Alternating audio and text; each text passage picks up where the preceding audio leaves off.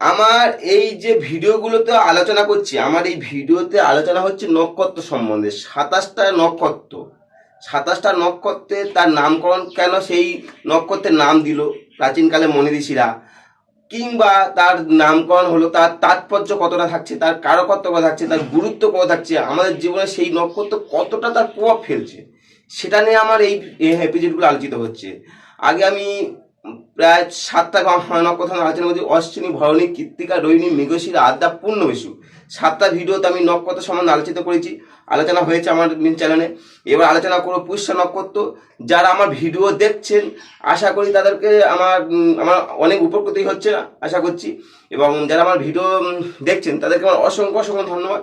আর ভিডিওটা আপনারা কোথাও স্কিপ করবেন না, কারণ প্রত্যেকটা রাশির যে নক্ষত্র থাকে, সেই নক্ষত্রটা মানুষের খুব গুরুত্বপূর্ণ ভূমিকা পালন করে।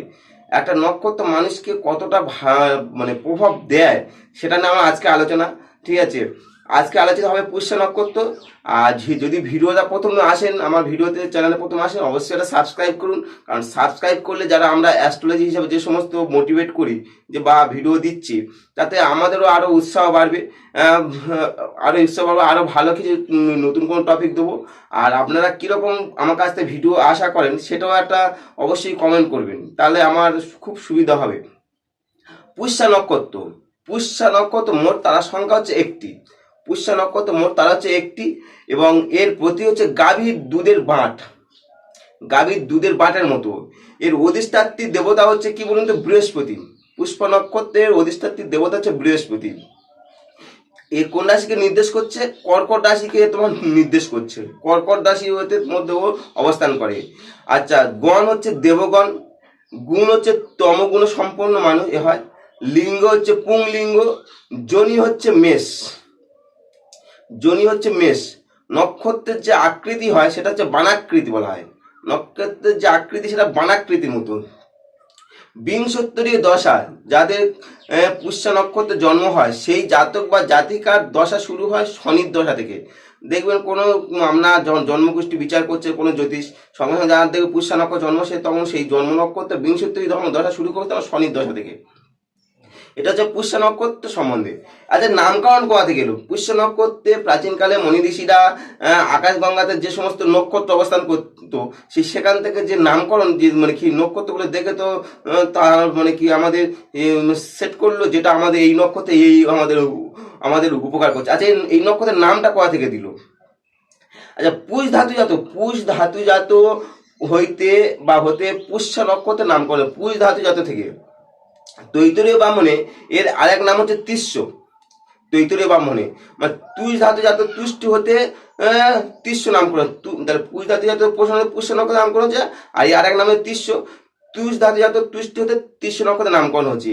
এই তিস্য বা পুষ্যকে এই তিস্য বা পুষ্পকে ওই পুষ্যকে পুষ্যরথ, অর্থাৎ বর্ষ পরিক্রমণ উৎসব, যে বর্ষ পরিক্রমণ উৎসবের রথ বলা হয়।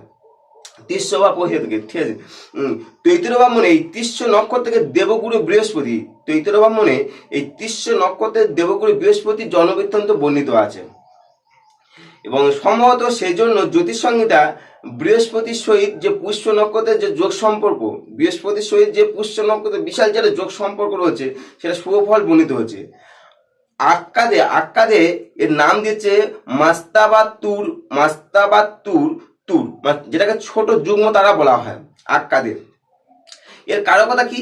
এই পুষ্য নক্ষত্রের কারকতা হচ্ছে সূচি, সাধু, সত্যজ্ঞানী, যজ্ঞকর্মে রত, সুমন্ত্রী, দেবদ্বিজ প্রিয়, ধার্মিক হয়, সত্যবাদী, দার্শনিক, ভূসম্পত্তি, আভিজাত্য, সৌভাগ্য, জব, গম, শালিধান্য, ইক্ষু, এবং সব রকম যে স্টাপেল ফুডগুলো আছে সব রকম, জলসম্পত্তি, জলযাত্রা, নাবিক ও নৌযান প্রভৃতি। এটা হচ্ছে পুষ্য নক্ষত্রের কারকতা। আচ্ছা, পুষ্য অর্থাৎ পোষণ করা। পুষ্য অর্থাৎ হচ্ছে কি? অর্থ হচ্ছে পোষণ করা। পোষণ অর্থ কি হচ্ছে? ভরণ পুষ্টি, সে হতে পারে লাভ করা, সকল জিনিসের মধ্যে শ্রেষ্ঠ উৎকৃষ্ট, মানে ভোগ সম্পদ, প্রাচুর্য, সম্পদশালী, যাবতীয় সবকিছু প্রাচুর্যের মধ্যে বর্ধিত বা লালিত পালিত, এই মানে এই হচ্ছে পুষ্য। পুষ্য কথার অর্থ হচ্ছে। আর এই নক্ষত্রের অধিষ্ঠাত্রী দেবতাকে বৃহস্পতি, নক্ষত্রের যে অধিষ্ঠাত্রী দেবতা সেটা হচ্ছে বৃহস্পতি। বৃহস্পতি কি, এই বৃহস্পতি হচ্ছে তিনি সকল গুরু মানে সবার দেবতা। সে তির্যকজনী মানে তির্যকজনী থেকে কীট পতঙ্গ থেকে যাবতীয় সবার দেবতা হচ্ছে বৃহস্পতি। বৃহস্পতি সবার দেবতা বৃহস্পতি। সেই বৃহস্পতি কি যে তিনি তার সর্বকালে গুরু, সবার দেবতা বা সবার গুরু, মানে সবার গুরু তিনি, সবার মানে সবার মানে কি টোটাল তির্যকজনিত কীট পতঙ্গ সবার উপর তিনি গুরুত্ব করে ফলাফল করে। তিনি জ্ঞানী। বৃহস্পতি তাহলে কি, তিনি জ্ঞানী হচ্ছে, প্রাজ্ঞ হচ্ছে, সৃষ্টির যে মূল রহস্য, যেহেতু তিনি একজন মানে কি গুরু, তাহলে সৃষ্টির মূল রহস্য তার কাছে সে উদ্ঘাটিত হয়ে রয়েছে। তিনি তাহলে কি হচ্ছে গুরু, বক্তা, মন্ত্রী এবং পূজাদি কর্মের প্রতি তার একটা প্রীত।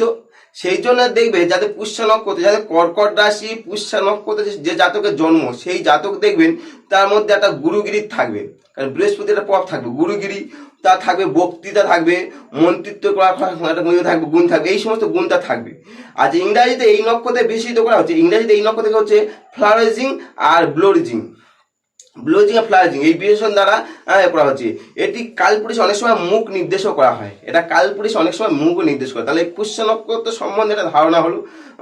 আচ্ছা, পুষ্য নক্ষত্রের জন্ম, এই নক্ষত্রে যাদের জন্ম হয় সেই জাতক জাতিকা কেমন হয়? সেই জাতক বা জাতিকার 5টা রেখাযুক্ত ললাট হয়, তার কপালে 5টা রেখা থাকবে দেখবেন। সেই জাতকে হস্তির ন্যায় কপাল হয়, কপালটা খুব হস্তির ন্যায় হয়। সেই জাতক জাতিকা দয়াশীল হয়, বসন ভূষণে একটা রুচিশীল থাকবে, কায় ক্লেশ পরায়ণ হবে, বালত্ব স্বভাব থাকবে, একটু দারিদ্র্য দোষ যুক্ত হতে পারে তার। আচ্ছা, শ্যামবর্ণ দেহ হবে, রতিপ্রিয় হবে এবং প্রবাসী হবে সেই জাতকে, চক্ষু রোগী হতে পারে, পরিপক্ক বুদ্ধি হবে এবং পুত্রবান হবে, ধর্মে তার একটা ধর্মের প্রতি তার ভক্তি থাকবে এবং সত্যবাদী হবে। আচ্ছা, তোমার সে দীর্ঘ কেশ দেহ হবে, হস্তে তার মৎস্য চিহ্ন থাকবে। সেই জাতক জাতিকা সেই মানে কি তার এই রাশি যার জন্ম তার হচ্ছে হস্তে তার মৎস্য চিহ্ন থাকবে, সুন্দর দন্ত হবে, কৃষিকর্মে প্রিয় হবে, বাচাল হবে, সকল কর্মে সামর্থ্যবান হবে। এইটা হচ্ছে পুষ্যা নক্ষত্র সম্বন্ধে। যদি ভিডিওটা ভালো লাগে অবশ্যই একটা সাবস্ক্রাইব করুন, কারণ আপনারা সাবস্ক্রাইব করলে আমার ভিডিও করতে মোটিভেট হবো। সবাই ভালো থাকুন, সুস্থ থাকুন, নমস্কার।